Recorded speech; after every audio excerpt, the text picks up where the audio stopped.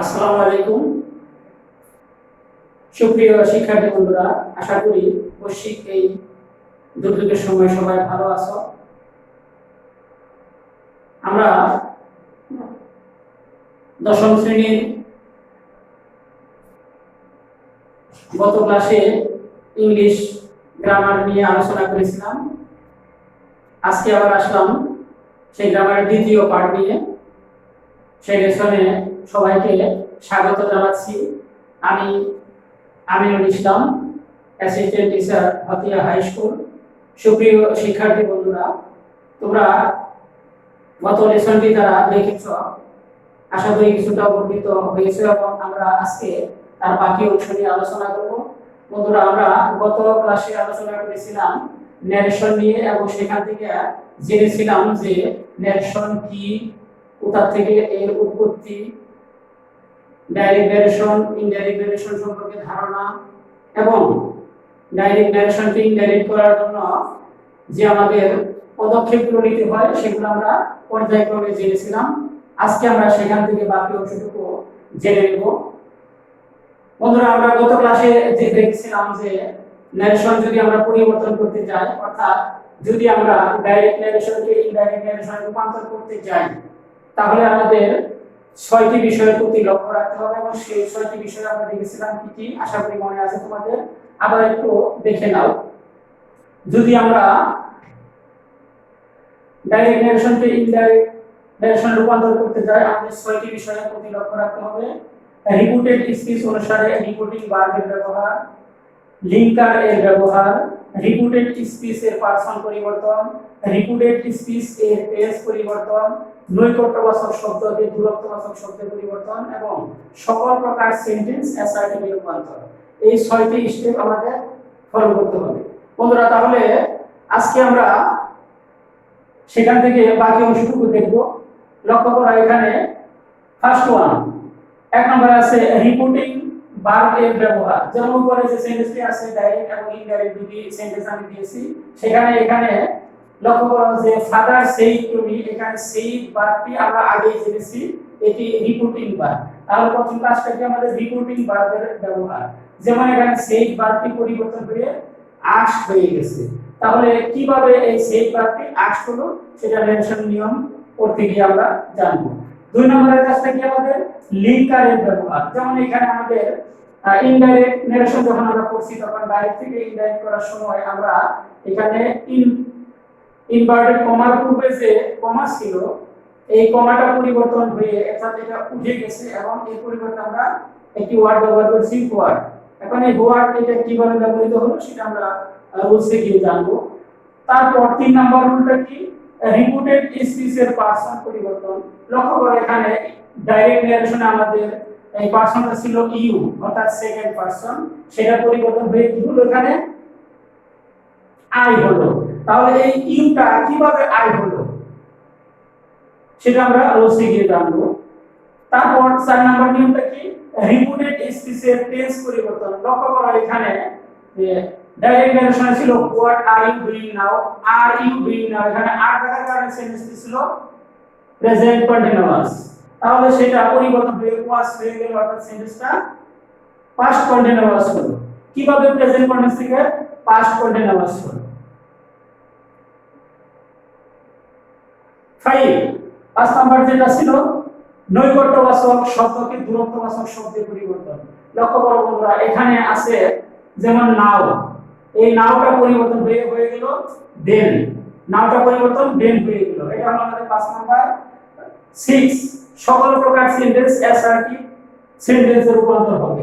তাহলে এখানে what are you doing now সেন্টেন্সটি কোন প্রকারের ছিল, ইন্টারোগেটিভ সেন্টেন্স ছিল। সেই ইন্টারোগেটিভ সেন্টেন্সটা পরিবর্তন হয়ে আই ওয়াজ ডুইং দেন, অর্থাৎ এটা অ্যাসার্টিভ হয়ে গেল। তাহলে আমরা 6 এ কি জানলাম, সকল প্রকার সেন্টেন্স অ্যাসার্টিভ এর রূপান্তর। তাহলে আমরা এখানে লক্ষ্য করলাম ইন্টারোগেটিভ সেন্টেন্সটি অ্যাসার্টিভ সেন্টেন্সে রূপান্তর হয়ে গেল। এই যে আমরা দেখলাম যে ডাইরেক্ট ন্যারেশনকে ইনডাইরেক্ট ন্যারেশন করার জন্য যে 6টা পদক্ষেপ আমাদের ফলো করতে হবে, 6টা স্টেপ আমাদের ফলো করতে হবে। সেই স্টেপগুলো আমি একটার পর একটা পর্যায়ক্রমে লিখে দিয়েছি এবং সেটার ব্যবহার আমরা দেখে নিলাম। নাম্বার 1, রিপিটিং ভার্বের পরিবর্তন। নাম্বার 2 লিঙ্কারের ব্যবহার। নাম্বার 3 রিপিটেড স্পিচের মধ্যে যে পার্সন থাকে সেই পার্সনের পরিবর্তন। নাম্বার 4 রিপিটেড স্পিচে টেন্স পরিবর্তন। নাম্বার 5 রিপিটেড স্পিচের মধ্যে যে নৈকট্যবাচক ওয়ার্ড থাকবে অর্থাৎ সময় কিংবা স্থান নির্দেশক যে ওয়ার্ডগুলো থাকবে সেগুলো যদি কাছে বা নিকটে বোঝায় সেটা পরিবর্তন হয়ে দূরে হয়ে যাবে। এবং লাস্ট ওয়ান 6, যেমন এখানে what are you doing now, এখানে ইনভার্টেড কমার আগে আমাদের এখানে একটা নোট অফ ইন্টারোগেশন ছিল অর্থাৎ প্রশ্নবোধক ছিল। সেই প্রশ্নবোধক চিহ্নটা পরিবর্তন হয়ে এখানে কি হয়ে গেল, সেন্টেন্সটি যেহেতু অ্যাসার্টিভ হয়ে গেছে এইজন্য এটি ফুল স্টপ হয়ে গেল। তাহলে এইখানে আমরা একটার পর একটা পর্যায়ক্রমে 6টা স্টেপ জানলাম এবং সেগুলো কিভাবে এখানে অ্যাপ্লাই হয়েছে, কিভাবে এই সেন্টেন্সটাতে প্রয়োগ হয়েছে আমি একই সেন্টেন্সের মাধ্যমে 6টি স্টেপ তোমাদের দেখালাম। আশা করি এগুলো মনে রাখবে এবং এই ভিডিওটা দেখে প্রয়োজনে তোমরা খাতায় নোট করে নেবে যাতে তোমরা দেখে নিতে পারো পরবর্তী সময়ে। বন্ধুরা তাহলে আমরা আরেকটু সামনের দিকে এগিয়ে যাই। এখন আমরা পর্যায়ক্রমে জানবো যে ফার্স্ট ওয়ান, প্রথমে আমরা জানলাম যে কিভাবে কি করতে হবে, কি কি বিষয় পরিবর্তন করতে হবে। এখন আমরা পর্যায়ক্রমে বিষয়গুলো পরিবর্তনের নিয়ম জানবো। আমরা প্রথমে দেখে নেই যে রিপিটিং ভার্ব এবং লিঙ্কারের ব্যবহার। আমি দুইটা অর্থাৎ নাম্বার 1 এবং নাম্বার 2 রিপিটিং ভার্বের ব্যবহার এবং লিঙ্কারের ব্যবহার একটা ছকের মাধ্যমে দেখাতে চেষ্টা করব এবং যাতে তোমরা সহজে এটাকে বুঝতে পারো এবং মনে রাখতে পারো। তাহলে আমরা দেখে নেই যে রিপিটিং ভার্ব এবং লিঙ্কার সেন্টেন্স অনুসারে কিভাবে হয়। বন্ধুরা আমরা আগেই জেনেছি যে আমাদের সকল প্রকার পরিবর্তন হবে রিপিটেড স্পিচ এর টেন্স এবং সেন্টেন্স অনুসারে। এখানে লক্ষ্য করো, আমরা সেন্টেন্সগুলো দেখে নেই। তার আগে আমরা জেনে নেই বন্ধুরা, আমরা অবশ্যই আগেই জানি সবাই সেন্টেন্স অর্থ অনুসারে কত প্রকার মনে আছে আশা করি সবারই।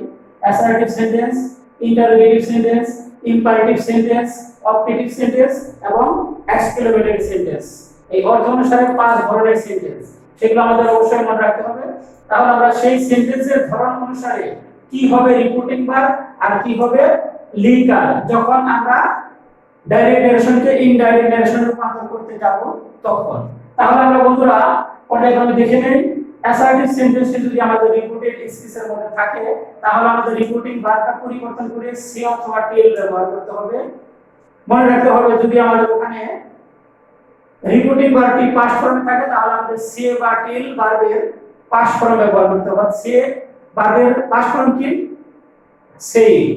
টেল পাস্ট ফর্ম টোল। তাহলে সে বা টেল ব্যবহার করব। যদি আমাদের পাস্ট টেন্স থাকে তাহলে আমরা সেটাকে সেই বা টুল এ রূপান্তর করে ব্যবহার করব। আমাদের আরো মনে রাখতে হবে যে আমরা কখন সে ব্যবহার করব, কখন টেল ব্যবহার করব। যদি আমাদের রিপিটিং ভার্বের অবজেক্ট থাকে তাহলে আমরা সেক্ষেত্রে টেল বা এর পাস্ট ফর্ম টুল ব্যবহার করব। যাই হোক, এখন আমরা দেখে নেই যে অ্যাসার্টিভ সেন্টেন্সের লিঙ্কার আমাদের কি হবে। মনে রাখতে হবে যে রিপিটেড স্পিচে সেন্টেন্সটি যদি অ্যাসার্টিভ সেন্টেন্স থাকে তাহলে আমরা লিঙ্কার হিসেবে ব্যবহার করব দ্যাট। মনে থাকবে বন্ধুরা, দ্যাট ব্যবহার করব। এবার আসো ইন্টারোগেটিভ সেন্টেন্স, যেমনটি আমরা আগে উদাহরণ দিতে লক্ষ্য করলাম। যদি আমাদের ইনভার্টেড কমার ভিতরে ইন্টারোগেটিভ সেন্টেন্স থাকে তাহলে আমরা সেক্ষেত্রে আস্ক অথবা ওয়ান্টেড টু নো ব্যবহার করব বা ওয়ান্ট টু নো ব্যবহার করব। এবং প্রয়োজনে আমরা আস্কের পাস্ট ফর্ম আস্ক এবং ওয়ান্ট টু নো এর past form wanted to know ব্যবহার করব। এবং ইন্টারোগেটিভ সেন্টেন্সের ক্ষেত্রে আমরা লিঙ্কার কি ব্যবহার করব, ইফ অথবা ডব্লিউএস ওয়ার্ড। অবশ্যই ইফ এর পরিবর্তে আমরা ওয়েদার ব্যবহার করতে পারি, কিন্তু আমি শুধু ইফ দিয়েছি যাতে তোমাদের বুঝতে সহজ হয়। ইফ অথবা ডব্লিউএস ওয়ার্ড ব্যবহার করব। এখন প্রশ্ন হচ্ছে যে আমরা কোথায় ইফ ব্যবহার করব, কোথায় ডব্লিউএস ওয়ার্ড ব্যবহার করব। এটার বিষয়ের উপর আমি আরেকটি ভিডিও তোমাদের তৈরি করে দেব। তো আজকে আমরা একটু ধারণা নিয়ে নেই আমাদের যে ইন্টারোগেটিভ সেন্টেন্সটি থাকবে সেই ইন্টারোগেটিভ সেন্টেন্সটি যদি ইয়েস নো কোশ্চেন থাকে সেই ক্ষেত্রে আমরা ব্যবহার করব ইফ। আর যদি ডব্লিউএস কোশ্চেন থাকে তাহলে সেই ক্ষেত্রে আমরা ব্যবহার করব ডব্লিউএস ওয়ার্ড যেটা দেওয়া থাকে ওইটা। এখন ইয়েস নো কোশ্চেন কি, ইন্টারোগেটিভ কোশ্চেন কি, সেটা আমরা ইন্টারোগেটিভ সেন্টেন্সের স্টেপে গিয়ে আলোচনা করব বিস্তারিত বন্ধুরা। তাহলে তারপরে চলে আসো ইনভার্টেড কমার ভিতরে যদি আমাদের ইম্পারেটিভ সেন্টেন্স থাকে তাহলে আমরা সেটাকে কি ব্যবহার করব? Order, advice, request, ফরবেট or propose. বন্ধুরা আশা করি সবার মনে আছে যে ইম্পারেটিভ সেন্টেন্সের মধ্যে কি কি থাকে। এই ইম্পারেটিভ সেন্টেন্স বা অনুপ্রশ্নসূচক সেন্টেন্সের মধ্যে পাঁচটি স্টেপ থাকে: আদেশ, উপদেশ, অনুরোধ, নিষেধ, প্রস্তাব। এই অনুক্রমগুলো নিয়ে হয়ে যায় ইম্পারেটিভ সেন্টেন্স। তাহলে ইম্পারেটিভ সেন্টেন্স যেটি ইনভার্টেড কমার ভিতরে দেওয়া থাকবে, যদি সেখানে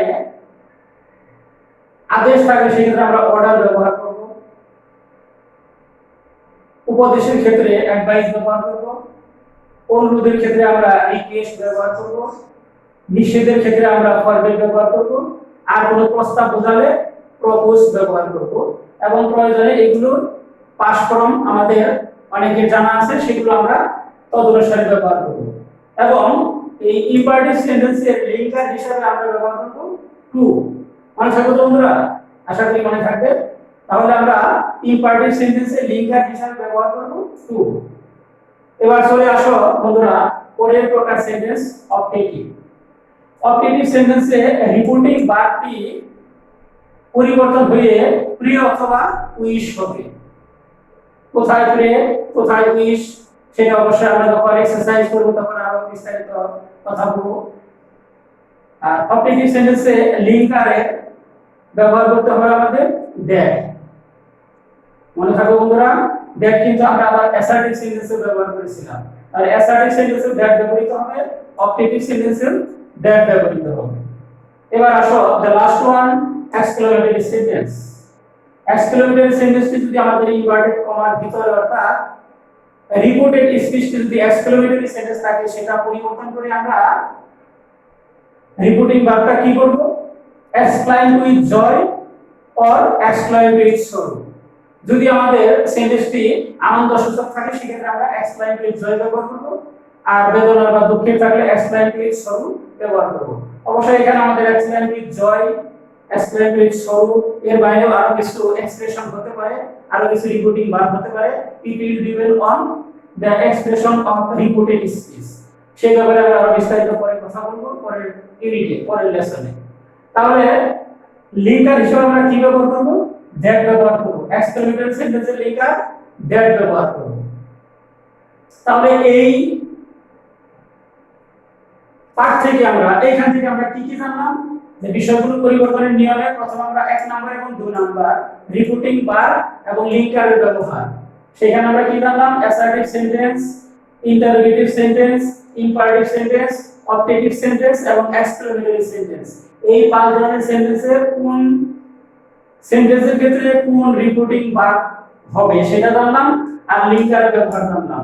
মনে রাখবে যে অ্যাসার্টিভ সেন্টেন্সের লিঙ্কার দ্যাট, অবজেক্টিভ সেন্টেন্সের লিঙ্কার দ্যাট, এক্সক্লেমেটরি সেন্টেন্সের লিঙ্কার দ্যাট। অর্থাৎ তিনটি সেন্টেন্সের লিঙ্কার হিসেবে আমরা দ্যাট এর ব্যবহার করব, আর দুইটি সেন্টেন্স ইন্টারোগেটিভ আমরা ইফ অথবা ডব্লিউ এর ব্যবহার করব, এবং ইম্পারেটিভ সেন্টেন্সের ক্ষেত্রে আমরা টু ব্যবহার করব।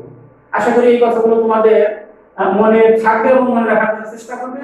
প্রয়োজনে তোমরা নোট তৈরি করে নেবে। বন্ধুরা এই কথাগুলো কিন্তু তোমাদের বইতে লেখা আছে, কিন্তু বইতে বিস্তারভাবে লেখা আছে, যার জন্য আমাদের অনেকে বুঝতে অসুবিধা হয়। কথাগুলো এখানে আমি একটি ছকের মাধ্যমে সংক্ষেপে বোঝানোর চেষ্টা করলাম, যাতে তোমরা বিশেষ করে যারা একটু দুর্বল আছো, যাদের ন্যারেশন রিসিভ করতে কষ্ট হয়, তারা যাতে সহজেই এইগুলো বুঝতে পারো, তার জন্য আমি এগুলো একটি ছকের মাধ্যমে সংক্ষেপে তোমাদের দেখানোর চেষ্টা করলাম। বন্ধুরা তাহলে তোমরা এগুলো মনে রাখার চেষ্টা করবে। আমরা পরের স্টেপে চলে যাই। এবার বিষয়গুলো পরিবর্তনের নিয়ম আমরা দেখব। 3 নাম্বার, রিপোর্টেড স্পিচ এর পার্সন পরিবর্তন।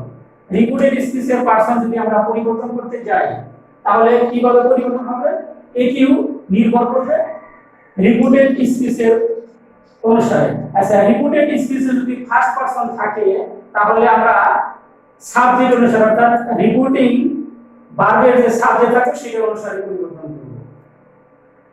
সেকেন্ড পারসন থাকলে রিপোর্টিং ভার্বের অবজেক্ট অনুসারে পরিবর্তন করব, আর থার্ড পারসন থাকলে কোনো পরিবর্তন হবে না। তাহলে আমরা কিভাবে পরিবর্তন করব? রিপোর্টেড স্পিচের পারসনটা কিভাবে পরিবর্তন করব? রিপোর্টেড স্পিচে যদি ফার্স্ট পারসন থাকে তাহলে রিপোর্টিং ভার্বের সাবজেক্ট অনুসারে, রিপোর্টেড স্পিচে যদি সেকেন্ড পারসন থাকে তাহলে রিপোর্টিং ভার্বের অবজেক্ট অনুসারে, আর যদি রিপোর্টেড স্পিচে কোনো থার্ড পারসন থাকে সেটা আমরা কোনো পরিবর্তন করব না। বন্ধুরা, আশা করি এই নিয়মগুলো তোমরা ধরতে পেরেছো এবং আশা করি মনে রাখতে পারবে, প্রয়োজনে নোট করে নেবে।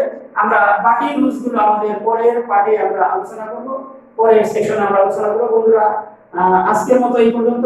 ভালো থাকবে সবাই এবং স্বাস্থ্যবিধি মেনে চলবে এবং নিজেকে নিরাপদ রাখবে, পরিবারের সদস্যদেরকে নিরাপদ রাখবে। ধন্যবাদ সবাইকে। আসসালামু আলাইকুম।